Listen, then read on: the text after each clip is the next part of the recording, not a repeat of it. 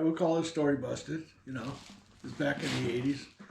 Something I'm not really proud of, but it happened, and just so happened that a friend of mine, who was a Vietnam vet, was on hard times, and his wife was going to have a baby, and he was between jobs and that kind of stuff. So him and I decided to go hunting in December, and it was way past the season. So in California, our seasons start really early. Like one of them starts in August, and then the season in this particular zone ends in usually October 22nd usually. Right. So our seasons in California are really early. It's hot still. Anyways, okay, go ahead. Well, yeah, we bought our deer tags and that kind of thing, and went during the regular season. We didn't get anything, and so I had this great idea that we could go up in December when the bucks were running and that kind of stuff, and we could get him some deer meat anyway. So we did. We took off and went up north and decided to get a deer out of season. And the day after we got there, we arrived there. I went up and drove up the road, and I wasn't very far away. And here comes this 4x4 right across the road. What was the weather like? Was it cold? Was it raining? Oh, it was hella cold. Just cold? Yeah, it was hella cold, and it was miserable. And anyway, this buck comes across the road. And so hold on. So explain the. So we're in a canyon. Yeah. And there's a few other places around ours. And this road basically goes around the back side of them. Yeah. So that's where the deer came up out of there. This buck came out of the Allison Ranch, which was the old original ranch. And it came up onto the road and was looking at us, and there was a gully it was going to go up, and that goes up on Manzanita Ridge. Anyway, he paused in the road and he was just looking at us, so I jumped out of my truck, and my friend can't find him in his scope. Oh, so he jumped out, right? He was in the passenger seat. Yeah, he was hunting. He was supposed to shoot the deer, right? Yeah, he was supposed to shoot the deer. All right. Because I wasn't going to shoot it, but I was supposed to shoot it, and he couldn't. He was shooting a handgun, and he couldn't find it in the scope. So he had a Thompson Contender. Yeah, and 7x30 waters. All right. So yeah, he couldn't find the eye relief in the scope. He was probably hyperventilating and freaking out anyway, because he probably had a little bit of buck fever. Mm-hmm. So I told him, I says, hey, he's going to leave, man, he's going to be gone. So I jumped out of the truck. I had an old 30-30 Marlin, and put the crosses on that deer, and was it open sights or scope? It was open sights. Oh, okay. So I shot him with open sights, and he got hit, and he went up that ravine I was telling you about, going up to Manzanita Ridge, and he probably went about 30, 40 yards, and he fell down. How far was the shot? Probably about, he was only about 50 yards away, maybe. So anyway, I smoked him, and so went up and made sure, that he was dead and that kind of stuff. So we got back in the truck, went back down to our place. Okay. Did you shoot him with the Winchester silver tip, or was it the Remington Core-Lokt? It was a Remington Core-Lokt. Okay. Yeah. 150 grain. 150 or 170, I can't remember right now. Anyway, so probably 170. Yeah, I think it was a 170. Yeah. Still have the bullet, don't you? Yes, I do. It's nice mushroom. And perfect, man. So anyway, I went up there to make sure he was dead, and he was dead. Went back to the cabin. So you guys left the deer there, went back to the cabin. Went back to the cabin to go get knives and that kind of stuff. Mm-hmm. They got them and all that kind of good stuff. So went back to the place, got what I needed, left my buddy there. How long were you at the cabin? Not very long. Okay. So you left him there, and you went back by yourself. I went back by myself. Yeah. With my buddy there, and I went back up there to retrieve the animal. So I went up there and gutted him and got the quarters off of him and all that kind of stuff, his neck and everything else. Back straps. The only things that were there was the ribs and the legs and that kind of stuff. And I left the head there. Yeah. Real nice buck. Biggest buck I ever shot. Yeah. Nice 4x4. Blacktail. Yeah. He was good size. So anyway, went back to the cabin with all the meat. Skinned out the quarters and everything. Everything was nice and clean. Wrapped everything up. Peppered all the meat up and stuff like that. Put it in foil and I hid it underneath the bed in there, in the place. Everything was good. So me and Mike are sitting there BSing. All of a sudden, I hear some vehicles coming up the road. So I look out the window, and there's 4 game wardens there, 4 trucks. 4 trucks 4 coming up the vehicles. road. I looked at Mike and I go, "Hey, Mike, we got company, and That's a lot of they're not here for coffee, man." 4 wardens. They must have been bored that day. How long did it take them to get there? Well, Mike and I were probably sitting around for an hour and a half Yeah. at the place, BSing and that kind of stuff. We weren't going to go anywhere. So there's no phones. Yeah, there's no phones up there. Nothing. So, yeah. So whoever called on you had to go get to town to make the call. You know what I mean? yeah, and there's like there's nobody up there. The only person that was there was my neighbor next door. Yeah. So anyway, here comes the game wardens came up and introduced themselves and said, "Hey, we heard that somebody said they heard a gunshot." And I said, he says, "Did you hear any gunshots?" And I says, "I lied." And I said, "No, I didn't hear nothing." He said, "Well, we got real good idea that somebody did shoot up here, and I think it might have been you." I says, "Well, I don't know who the hell that is. Who did it? Did anything?" I says, I denied the whole goddamn thing, and tried to tell them it was a bunch of bullshit, but they knew better, and they told me, "Can we search the house?" And I said, "Sure, go ahead. Look in the house, look wherever you wanted to. They couldn't cut a hair, they couldn't cut no blood or nothing." And they said, "Well,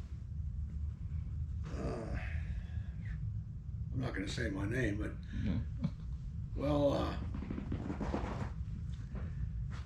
we've got a good idea that you did shoot a deer this morning, and the meat's got to be here somewhere." And I told them, "Well, go ahead and search." So they went through the house and they looked around. They didn't find nothing. They didn't think to look under the bed, huh? Nope, they didn't look under the bed. They looked in the refrigerator, the freezer. There was nothing in there. They looked around back. Yeah. Couldn't even cut a hair. And then they told me flat out that my neighbor turned me in. And I won't mention his name. And yeah, it was a sad day, I'll tell you what. And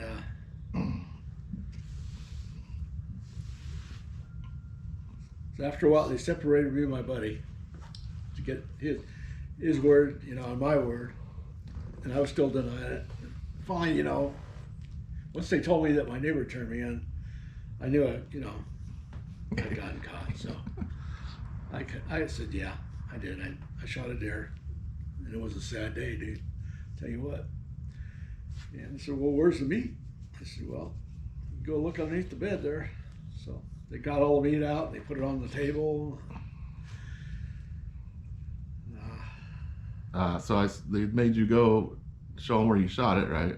Oh, yeah, Yeah. on top of that, yeah. So I had to go show them where I shot it. I took them up the road a ways and to that little gulch there where I shot him, where that deer buck came out of that thing there, and there was the carcass there.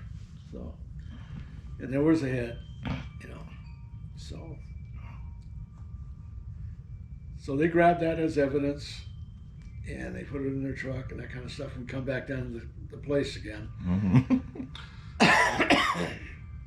I told him, I told him Mike had nothing to do with it. Ah, shit. But, I was the one that did it. I didn't want him to get in trouble. Hell, he didn't have a pot to piss in. So they found the meat, had it all out there, and they brought the carcass and stuff down. The rest of it, I had to load it up in their truck for them. Had insult to injury. It's funny now, but it wasn't then. So anyway, we gave them all the meat and stuff, and they were supposed to take it. So they go to take it, and they left a big hindquarter there on the table. 2 of them. Yeah. So I'm thinking, shit. There's 4 wardens there. And they're all there. So I'm sure a couple were poking around outside, probably. Well, they were looking for anything they the could other ones find. are questioning you guys. Yeah. So they left that quarter for some They reason. left the hindquarters there. So I call him back in the house. I says, hey, I gotta drive home. I don't want to get busted with this meat. So they took it, but they were they left it there with us, which was kind of, it was kind of a trip. Yeah. So anyway, then they tell me my neighbor told on us, and then so Mike and I cleaned up our house. We're getting ready. We got to go back to where we live down in the Bay Area, and so we're going down. We're going down the road, going back to where The highway. up the highway there, and we see the game wardens down there. So we're stopping there, and we're looking. We stop and talk to him, and he goes, "Well, you know who did this?"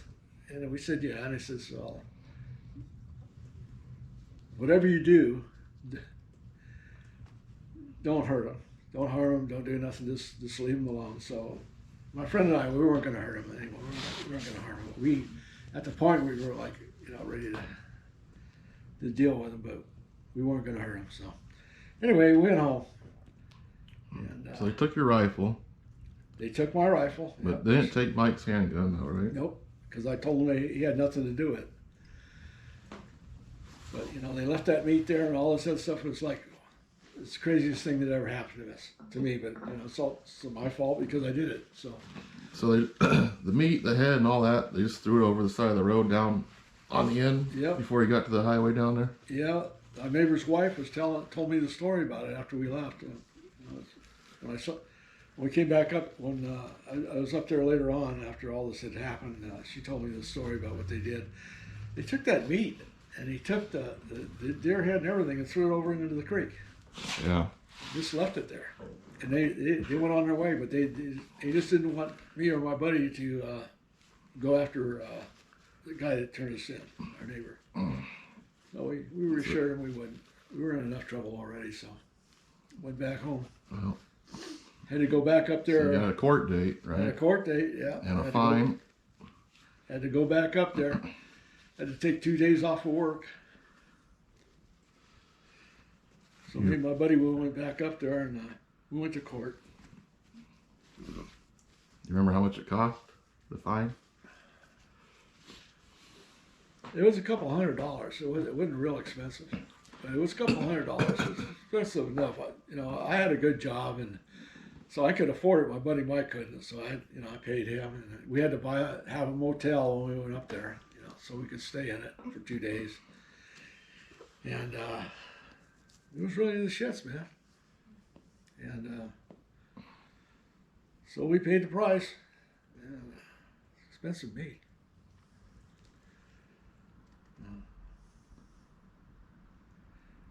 I wouldn't recommend it. Just trying to do a good thing for a buddy of mine. It was the wrong thing, and unfortunately, it didn't work out. I'll tell you what, he was a nice buck. Well, We it's both not got like fined you're, $200. I lost the rifle. Yeah. I looked at the judge and I said, "Well, can I get my rifle back?" And he says, "Well, you can. If you can, you got to get an attorney." That rifle wasn't worth. It was a Marlin. I'm 300 miles from home. Yeah. Yeah. And it was a Marlin that a friend of mine had given me. I think he gave it to me. Or I paid him $200 for it. I don't know.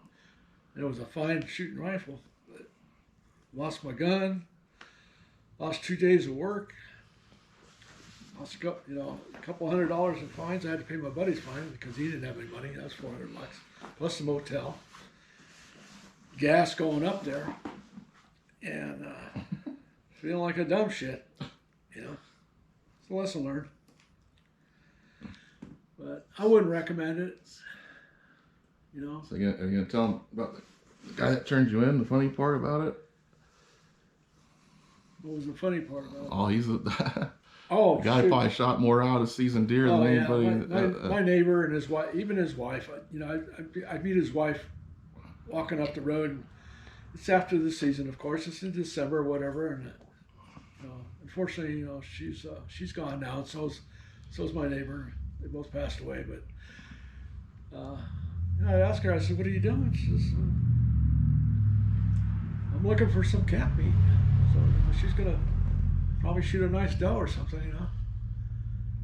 And the people up there did that, they did, they bought their tags and stuff like that. But if they didn't get something during the regular season, a lot of them would go hunt afterwards, and they get something, to fill their larder, so they'd have some food. But I felt really bad about my friend because I put him up to it, He was in dire straits, he was hurt, and I thought I was going to do him a favor, but I didn't do him any favor at all. So, if you're thinking about doing that kind of stuff, well, you got to be able to pay the price. And this guy that, I'm going to talk shit about him now. This guy that turned me in is the biggest poacher on the whole hill up there. Anyway, you reap what you sow. So, I don't know. It's not worth it. Anyway, that's the story about when I crossed the line, and it's a real deal.